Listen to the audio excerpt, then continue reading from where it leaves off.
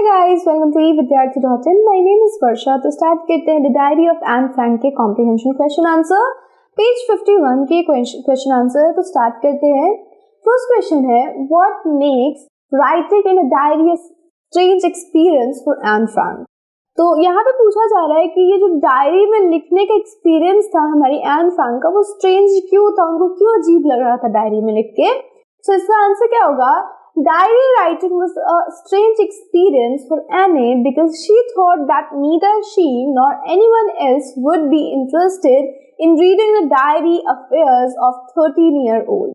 तो क्या कह रही है, क्यों था ये सब? क्योंकि जो डायरी है वो किसने लिखी है, एनी ने लिखी है। और एन कितने साल की थी, 13 साल की। तो उनको ऐसा लगता था कि ना तो मैं और ना ही कोई और इंसान मेरी इस डायरी की जो चीजें उसको पढ़ने में इंटरेस्टेड होगा। और यही रीजन था कि हमारी जो एन है वो डायरी लिखते वक्त थोड़ा सा ऐसे झुझला रही थी, थोड़ा सा ऐसे झिझक रही थी। झुझलाना तो दूसरी चीज आती है। झिझक रही थी कि मैं लिखूं या ना लिखूं, लेकिन फिर भी क्योंकि उन्हें अपने मन की बातें लिखनी थी, कहनी थी, तो उन्होंने डायरी में लिखा। लेकिन स्ट्रेंज एक्सपीरियंस क्यों था? क्योंकि उनको ऐसा नहीं लगता था कि कोई भी इंटरेस्टेड होगा उनकी डायरी को पढ़ने में। नेक्स्ट सेकंड क्वेश्चन कहता है, why does Anne wanted to keep a diary. क्यों डायरी रखना चाह रही थी हमारी एन? तो आंसर क्या है, Anne used to always feel lonely and upset as she had no friends. No real friends यहाँ पे होना चाहिए। सो नो रियल, या फिर आप यूं भी कह सकते हो true friend. Okay, so no real or true friend. She wanted to get all the burden and worries off her chest. Hence, she decided to keep a diary in which she could confide her secrets and treat it as a true friend. तो क्योंकि any के पास कोई true friend नहीं था, जिसकी वजह से वो खुद को अकेला और बहुत ही ज्यादा अपसेट महसूस करती थी। अब वो चाहती थी कि जो भी मेरे मन की बातें वो मैं किसी को बता सकूं और मेरी जो परेशानियां है वो अपने कंधों से, अपने दिल से निकाल सकूं। इसके लिए क्या जरूरी था, एक ट्रू फ्रेंड। तो इस डायरी को उन्होंने अपना ट्रू फ्रेंड बनाया ताकि वो क्या कर सके, अपनी सारी बातों को बता सके, और इसीलिए उन्होंने डायरी लिखना शुरू किया। नेक्स्ट चलते हैं क्वेश्चन नंबर 3 पे। Why did Anne think she could confide more in her diary than in people? तो क्यों एनी को ऐसा लगता था कि वो सारी बातें अपनी डायरी के अंदर लिख सकती थी, कन्फाइन कर सकती थी, लेकिन इंसानों के साथ नहीं? तो क्या रीजन होगा, देखते हैं। Annie had a strong feeling that people had more patience than people to listen to her mental state. तो एनी को ऐसा लगता था कि एक इंसान उनकी बातें अगर सुनेगा तो वो क्या करेगा, वो उतना ज्यादा उनको भाव नहीं देगा, उतना उस इंसान के पास धैर्य नहीं होगा उनकी बातें सुनने का, जितना एक पेपर के पास होगा। कई बार ऐसा होता है ना कि आप किसी को अपनी बातें बताते हो, कहते हो चल ना यार, सबके साथ ऐसा होता है, लेकिन एनी को ये चीजें नहीं सुननी थी। और यही रीजन था कि उन्होंने डायरी लिखना शुरू किया। So for her, paper had more patience. Also, it was easier for her to pen down all her thoughts and wishes that she had in her mind in a diary. और वो diary लिखना इसलिए पसंद कर रही थी ताकि वो अपनी जितनी भी थॉट्स है, जितनी भी सोच है, जितनी भी एक्सपीरियंस है, वो उस डायरी के अंदर बिना किसी झिझक के लिख सकती थी, और वो उनके लिए आसान भी था। Hence, to confide her secret, she felt her personal diary was best companion and it was also not meant for anyone else to read.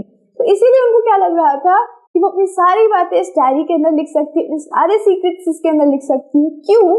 क्योंकि वो किसी और को पढ़ने देंगे नहीं उस डायरी को, और साथ ही साथ एक तरीके से वो डायरी इनका, हमारी एन का एक बेस्ट फ्रेंड, एक अच्छा कंपेनियन, एक अच्छा साथी, एक अच्छा दोस्त बन जाएगा जब वो अपनी सारी बातें से बताएंगे अपनी किटी, अपनी डायरी को।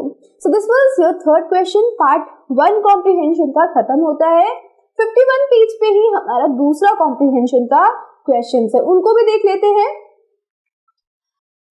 फर्स्ट क्वेश्चन पूछ रहा है इसके अंदर, व्हाई डज एने provide a brief sketch of her life. जो हमारी एन है वो क्यों एक छोटा सा स्केच एक तरीके से अपनी पूरी फैमिली, अपने बारे में क्यों बता रही थी? तो ये इसलिए बता रही थी क्योंकि ये जो ब्रीफ स्केच होगा वो क्या करेगा, किसी भी इंसान को, या फिर जब डायरी से वो बातें करेगी तो डायरी को पता रहेगा कि अच्छा क्या चीजें उसके साथ हुई थी जिसकी वजह से उन्होंने ये चीजें करी है।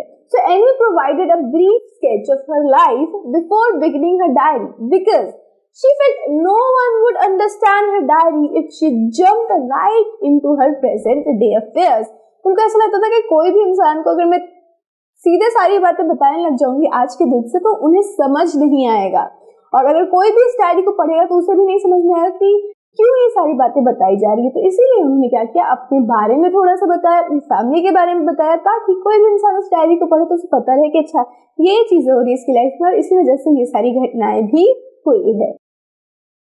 क्वेश्चन 2 कहता है what it tells you that N loved her grandmother. आपको कैसे पता चला कि एन अपनी दादी से बहुत ज्यादा प्यार करती थी? आंसर क्या है, Anne lived at Aschen with her grandmother while her parents settled down in Holland. तो जो Anne थी वो अपनी दादी के साथ एशियन में रहती थी। फ्रैंकफर्ट का एक छोटा सा कस्बा है और इसके पेरेंट्स कहाँ पे चले गए थे, हॉलैंड में चले गए थे। She was extremely close to her grandmother and wrote about her in diary. वो अपनी दादी से बहुत ज्यादा प्यार करती थी, बहुत ही उनके करीब थी और उनके बारे में भी इसने बताया। उनकी दादी का डेथ पहले हो चुका था डायरी मिलने से, लेकिन फिर भी क्योंकि वो बहुत ज्यादा अपनी दादी को प्यार करती थी, उसने क्या समझा, एन ने क्या समझा कि मैं अपनी दादी को भी इस डायरी के अंदर लिखूं, उनको भी अपनी डायरी का एक हिस्सा बनाऊं, ताकि लोग जब मेरी डायरी पढ़े तो उन्हें क्या हो, मेरे बारे में तो पता चले ही चले, लेकिन उस इंसान के बारे में पता चले जिससे मैं बहुत ज्यादा प्यार करती थी, जिससे मेरा बहुत ज्यादा लगाव था, जुड़ाव था। Okay. However, when her grandmother died in January 1942, she said, "No one knows how often I think of her and still love her."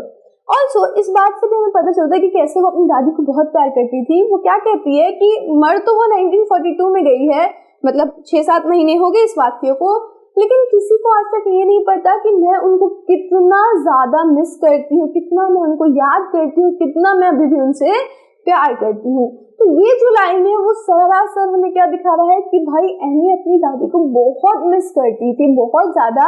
And ये सेंटेंस क्या कर रहा है, इस बात का गवाही दे रहा है, एविडेंस है। So this is your comprehension part 1 and part 2। Now अपने नेक्स्ट वीडियो में चलते हैं जहां पे हम कॉम्प्रिहेंशन पार्ट 3 पेज 56 के क्वेश्चन आंसर देखेंगे। So I'll see you there. Till then, stay safe and keep learning with us. Bye bye.